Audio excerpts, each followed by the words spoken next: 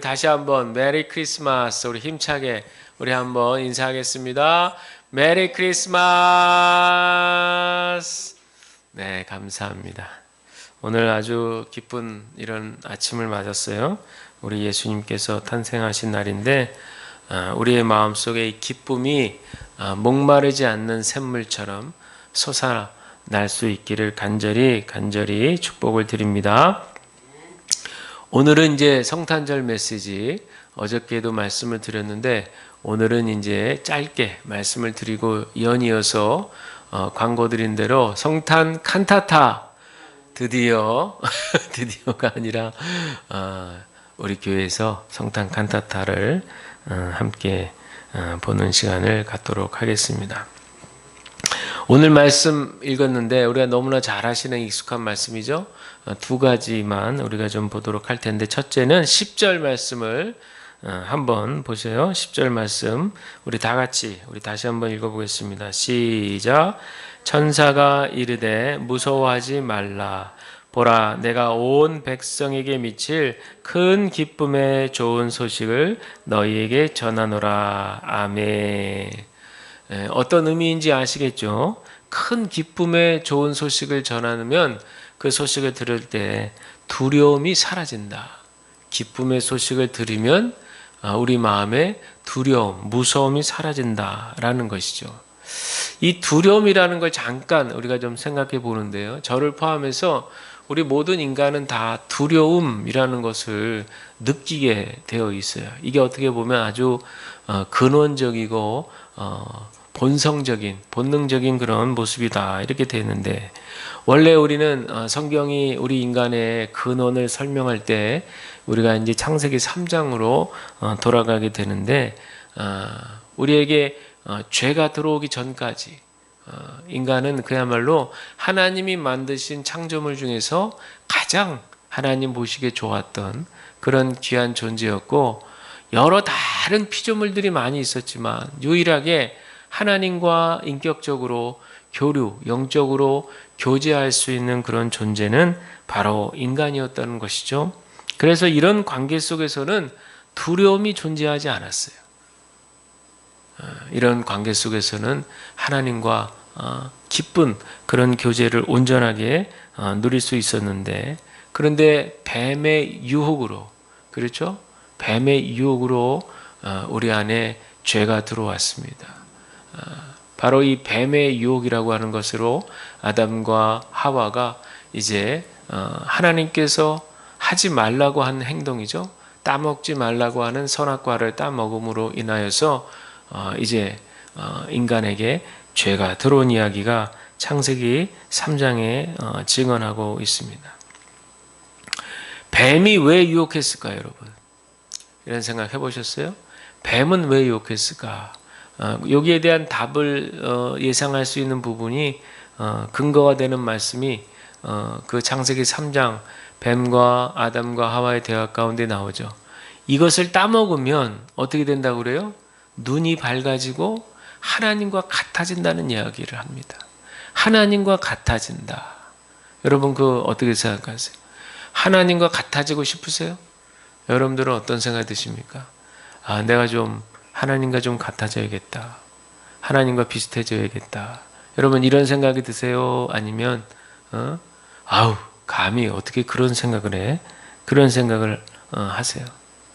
어떻게 보면 인류의 역사는 제가 생각할 때는 끊임없이 하나님과 같아지고 싶어 하는 욕망을 터뜨리며 살아온 역사가 인류의 역사 같아요.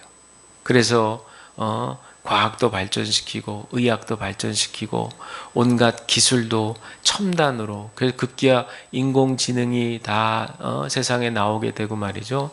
점점 사람들은 일자리를 잃어가게 되고, 이런 어떤 조금 의아스러운 일들이 지금 한편으로는 또 그런 것들을 잘 선용하고 활용하면 또 우리에게 좋은 이득이 될 수 있다, 이제 이렇게도 이제 얘기를 합니다만은, 근원적으로 그 베이스가 되는 생각 속에는 뭔가 누군가로부터 도움을 받기보다는 우리 인간의 힘 스스로의 능력을 통해서 우리가 우리의 삶을 행복하게 만들 수 있다라고 하는 어떤 인간적인 자신감을 인류의 역사를 통해서 보면 계속해서 축적해 왔던 것 같아요.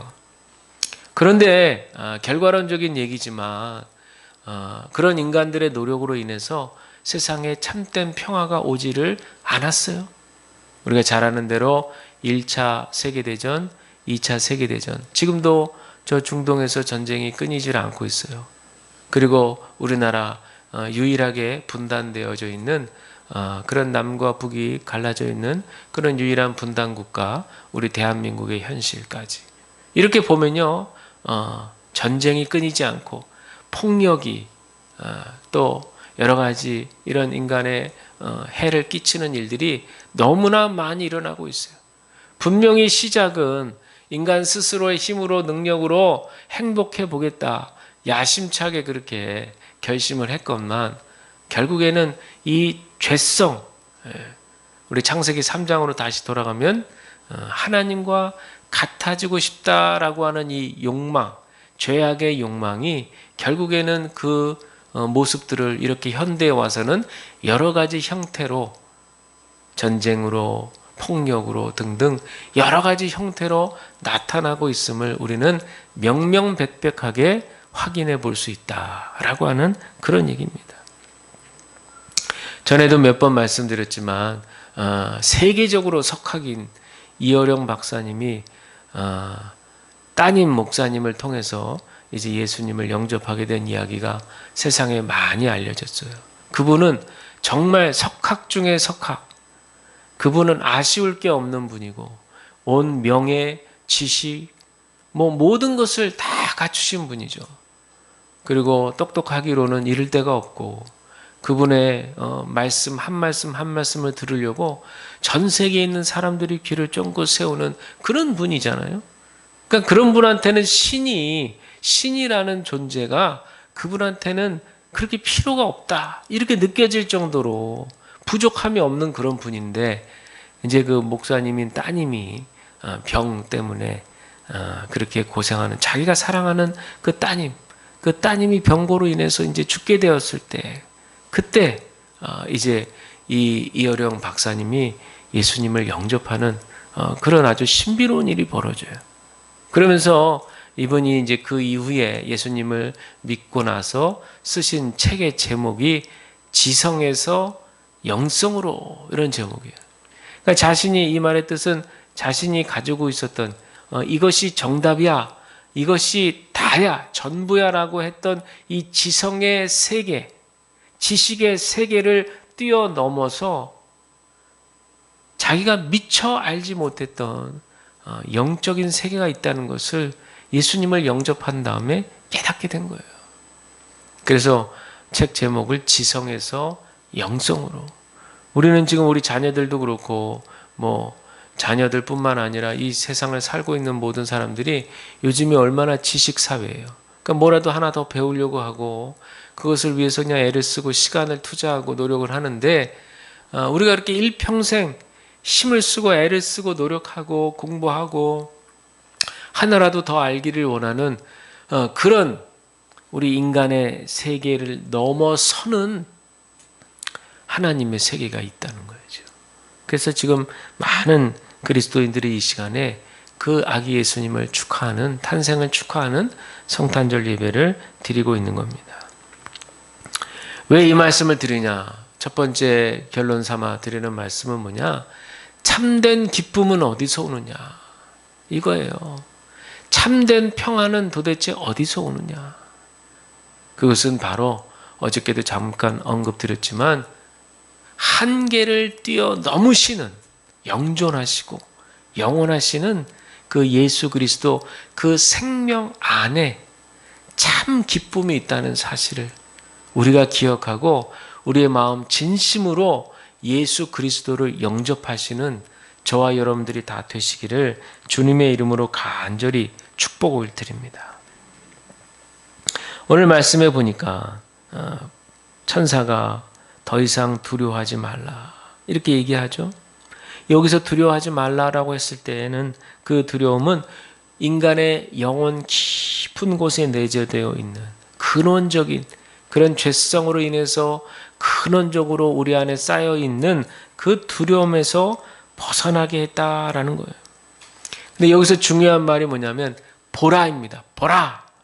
이 단어가 중요해요. 내가 온 백성에게 미칠 큰 기쁨의 소식, 즉 복음을 보라. 이 말은 뭐냐면요. 예수 탄생의 그 소식을 깨닫고 그 소식에 응시하고 또 생각하고 은미하고 예수님 탄생이 나에게 어떤 의미가 있는지 생각하고 내면화하고 묵상하고 이런 시간을 가지라는 거예요. 어제 제가 말씀 서두에 질문을 드렸잖아요. 예수님은 여러분께 어떤 분으로 존재하십니까? 어떤 의미이십니까?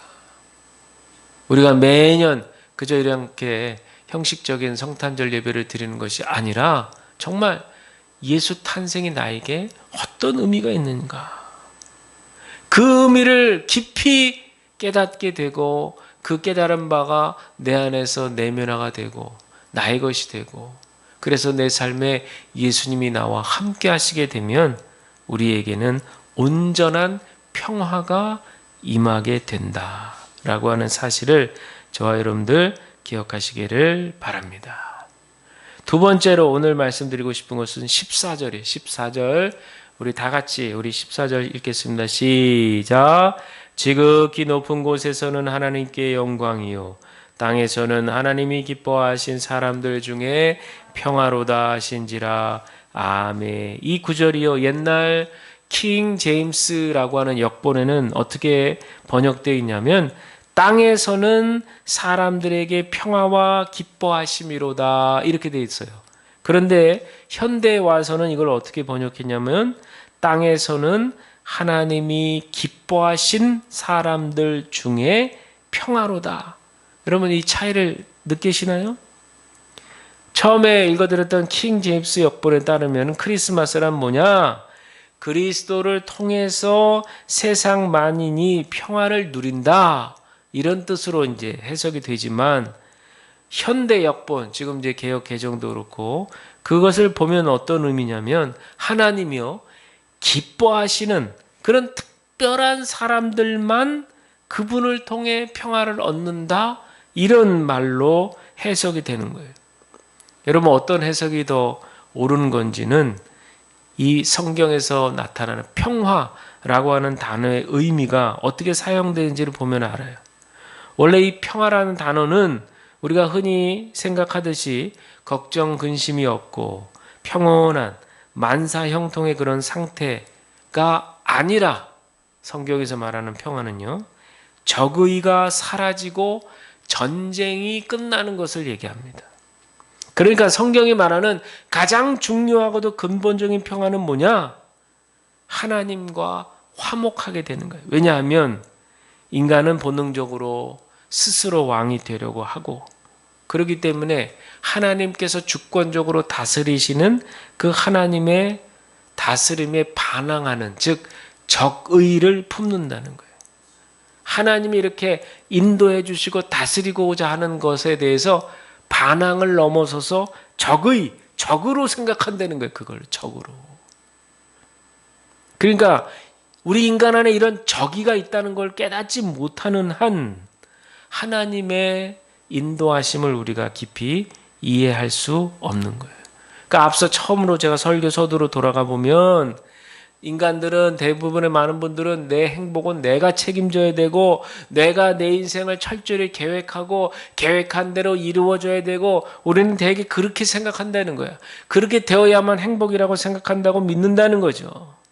그런데 그렇게 생각하는 마음으로 다른 사람들과 관계를 하게 될 때에 서로 적이감을 느끼면서 인간 관계 속에서도 불화의 관계를 만들 수밖에 없다는 거예요. 이게 무슨 말이냐? 내가 하나님과 적의의 마음이 품고 있는 상태에서 사람들을 만나면 역시 알게 모르게 사람들과도 적의의 관계가 유지된다라는 거예요. 그래서 다른 얘기 같지만 다른 얘기가 결코 아닌 것이 진정한 평화는 뭐냐? 하나님과 먼저 화목해야 된다는 거예요. 더 이상 하나님께 대해서 적의의 감정을 다 내려놔야 된다는 거예요. 내 인생을 내가 계획하고 내가 멋대로 마음대로 해야 행복하다는 생각을 다 깨트려 부수고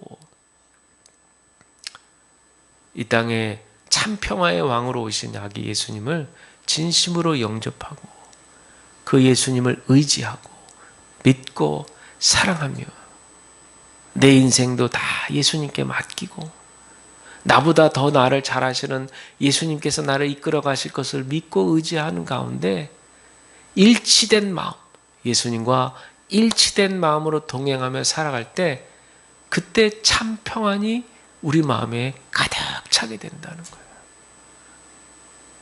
그러면 그 마음으로 서로 우리 사람들을 대하면 그 참 평안이 사람에게서 이웃에게로, 가족에게로, 이웃에게로 그렇게 흘러가게 된다라고 하는 겁니다. 따라서 여러분들 우리가 평화를 추구하십니까? 여러분 평화를 바라세요? 평화로운 삶을 누리고 싶으세요?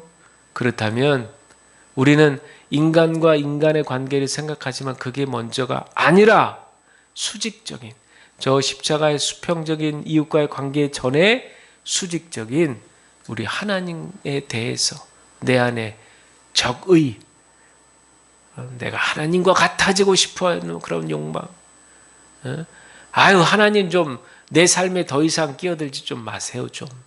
제가 좀 알아서 하고 싶어요. 그러고 싶어하는 마음들 그런 마음들을 다 내려놓고 주님이 나를 인도해 주시는 삶이 가장 최고입니다. 은행을 못 믿으면 어떻게 은행에다 돈을 맡기겠어요? 그렇잖아요. 만약에 재산 많은 사람들이 나 은행 못 믿겠어. 그러면 차라리 내가 잘 보관해야지.